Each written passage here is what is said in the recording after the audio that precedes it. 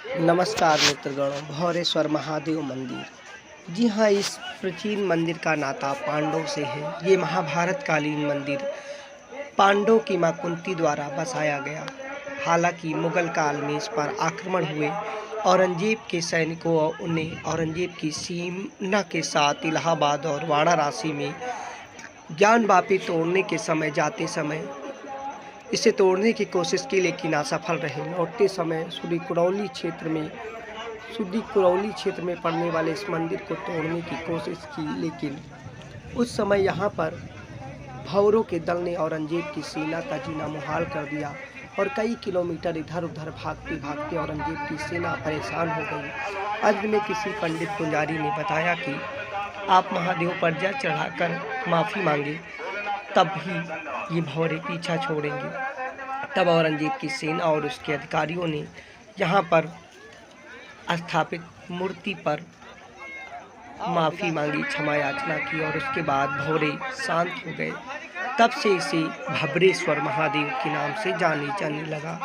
लखनऊ, रायबरेली और उन्नाव की सीमा पर स्थित ये मंदिर परिसर 3 जिले में लगता है।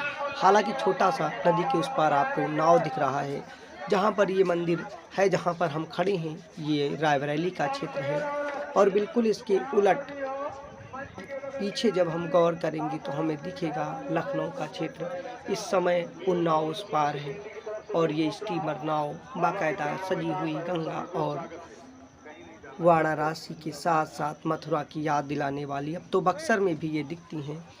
यहाँ एक इंजन के थ्रू और कुछ दूरी पर आदिसाई नदी में तैरने की इजाज़त है, लेकिन सुरक्षा के मद्देनज़र इससे ज़्यादा नहीं। देख सकते हैं छोटा सा पानी वाला इंजन घेरी न चाहता है। और उसके बाद अब हम पुल की ओर बढ़ रहे हैं।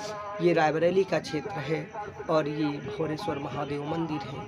अभी हम आपके फूलों को, चीज़ों की दर्शन कराएंगे। कहते हैं इनसे जो भी दिल से मांगा जाए वो हर मन्नतों को पूरा करने वाले हैं। छोटी सी साई नदी जो अमूमन ऐसे ही जलधारा में रहती है, लोग यहाँ पर जल विहार यानी जल की सैर कर रहे हैं।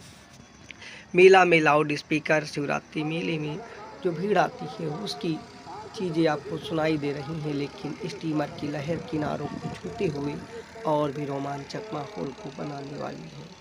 लगातार स्थिति और फिर इसी लहरों में जो कचरा बीच में होता है किनारों पर आ जाता है, लेकिन इन स्टीमरों से किनारे से टकराते ही पानी में गंदगी, यूँ कहें मिट्टी घुल जाती है।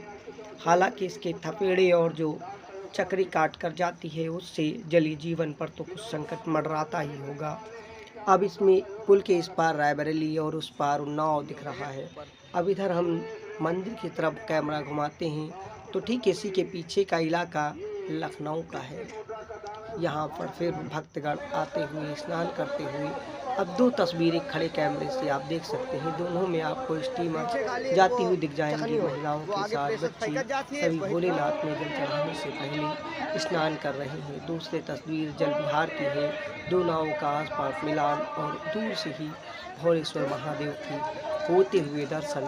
अब कई अन्य तस्वीरों पर लाने पर हम देख सकते हैं किस तरीके से जल के लोटे में जल डालकर लोग यहाँ पर बाकायदा पूरी पवित्रता और पूरे शिव की पूजा सामग्री के साथ दर्शन करते हुए, अंदर प्रवेश करते हुए हर हर महादेव के नारे लगा रहे हैं। बाकी चीज़ों को देखिए और समझिए। और जहाँ से पीछे का मंदिर का दृश्य दिखता है, अंदर बहुत ज़्यादा भीड़ है और शिवरात्रि के दिन ये पूंजे की सामग्री जो चढ़ती है बाकायदा उसे लाकर बाहर रखते हैं। ये बच्चे इनमें से बैरी, फल, केले और रुपया खोज रहे हैं। ये पूजा की सामग्री भगवान भोलेनाथ को भोग लगाने के बाद बच्चों की पेट पूजा का स्थान बन गई। हालांकि जहाँ पर ये सामग्री नदी के किनारे कुराई गई है, वहीं पर भीड़ और बाकायदा मंदिर के भव्यता के साथ हम नाग को दिखाकर आशीर्वाद कर यानी इन्हें देखते हैं। और